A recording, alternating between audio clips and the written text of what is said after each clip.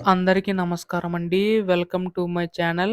తెలంగాణ రాష్ట్ర వ్యాప్తంగా ఉన్న పెన్షన్‌దారులందరికీ కూడా రాష్ట్ర ప్రభుత్వం అయితే శుభవార్త అయితే చెప్పబోతుందనమాట. సో, మనకి ఈ యొక్క ఆసరా పెన్షన్ సంబంధించి కానీ చూసుకున్నట్లయితే, మనకి తెలంగాణ రాష్ట్ర ప్రభుత్వం ఈ యొక్క నిధులు పెంచి అందించేందుకు అయితే సిద్ధమవుతుందండి. అయితే దీనికి సంబంధించి గాను మనకి ఈ యొక్క రూ. 4,000, రూ. 6,000 ఎప్పుడు అందిస్తారు అనే దానిపై ఈ వీడియోలో పూర్తి స్థాయి సమాచారం తెలుసుకోవడానికైతే ప్రయత్నిద్దాం.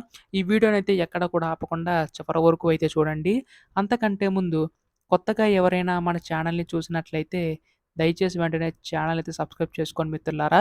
దీని ద్వారా నేను పెట్టే ప్రతి చిన్న లేటెస్ట్ అప్డేట్ కూడా మీరు ఎప్పటికప్పుడు మిస్ కాకుండా తెలుసుకోగలుగుతారు. అలాగే వీడియోకైతే లైక్ చేయండి. మరికొంతమందికి సమాచారం అయితే తెలుస్తది. ఇంకా ఆలస్యం చేయకుండా వీడియోలోకైతే వెళ్ళిపోదాం. సో, ప్రస్తుతం ఇక్కడ తెలంగాణ రాష్ట్ర వ్యాప్తంగా ఉన్న పెన్షన్‌దారులందరికీ ఉపయోగపడేలాగా మనకి తెలంగాణ రాష్ట్ర ప్రభుత్వం అయితే శుభవార్త అయితే చెప్పబోతుందండి. సో, ప్రస్తుతం దీనికి సంబంధించి కానీ చూసుకున్నట్లయితే మనకి ఎన్నికల టైంలో హామీ అయితే ఇచ్చింది కదా! రాష్ట్ర ప్రభుత్వం.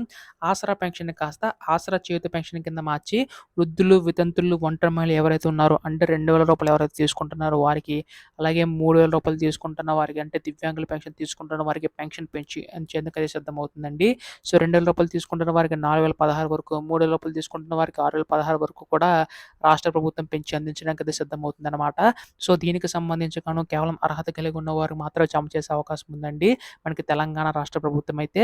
సో, ఇప్పటికే ఈ యొక్క పథకం సంబంధించి అమలు చేయవలసి ఉండగా మనకి కొన్ని కారణాల వల్ల అయితే డిలే అవుతూ వచ్చిందనమాట. అంటే ఎన్నికలు అనేక హామీలు ఇవ్వడం వల్ల అవన్నీ ఒక్కోటి కూడా అమలు చేసుకుంటూ రావడం అయితే జరుగుతుందండి.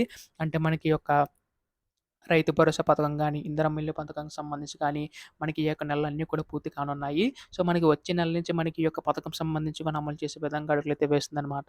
సో, దీనికి సంబంధించి గాను మనకి రేపు ఎల్లుండిలోగా ఈ యొక్క పథకం నిధులు విడుదలపై అయితే అప్డేట్ వచ్చే అవకాశం ఉందండి. ఎప్పుడు దీనిపై ఎటువంటి లేటెస్ట్ అప్డేట్ వచ్చినా మీరు ముందుగా తెలుసుకోవాలనుకుంటే వెంటనే ఛానల్ అయితే సబ్స్క్రైబ్ చేసుకోండి. ధన్యవాదములు. జై హింద్.